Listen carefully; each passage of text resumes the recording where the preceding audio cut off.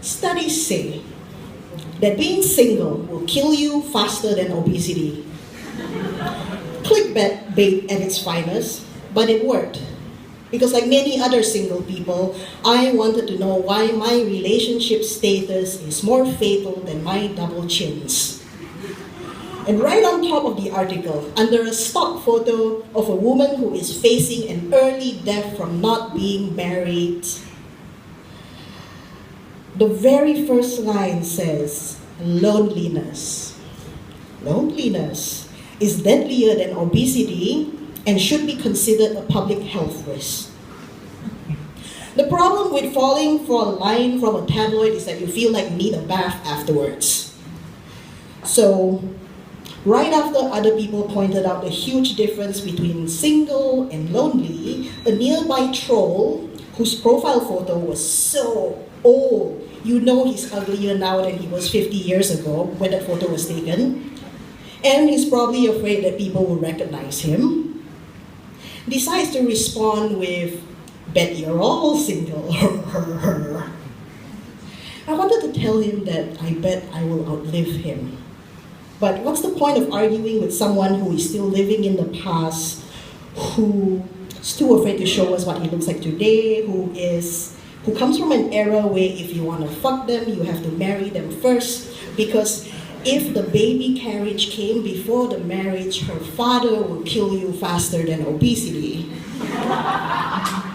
Studies say that men who are married will live longer than men who are single. Meanwhile, women who are single will live longer than those who are married.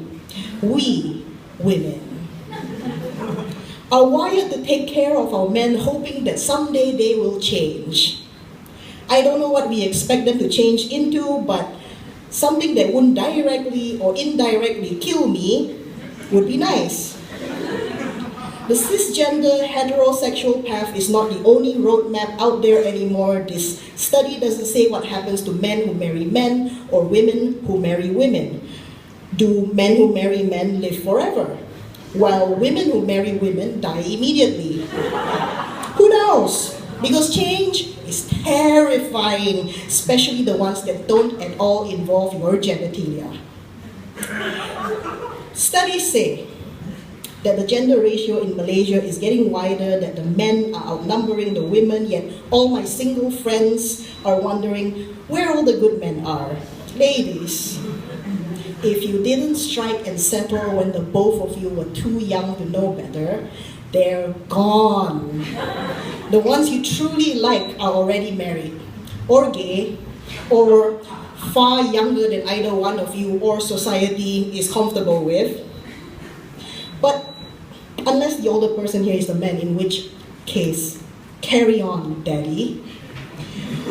But I know men who sit around with their friends complaining that they can't find a good woman either because the ones they like, which isn't you, by the way, are either not available or not interested. It's a good thing we don't need to populate the earth anymore because everyone is so damn picky. Be picky. Use Tinder or OkCupid, but check Facebook to make sure that they're not looking for a sugar daddy or for wife number 3. But if that's what you want, I'm not judging. When you have as little time left as society thinks, don't waste it on someone who is not worthy of you.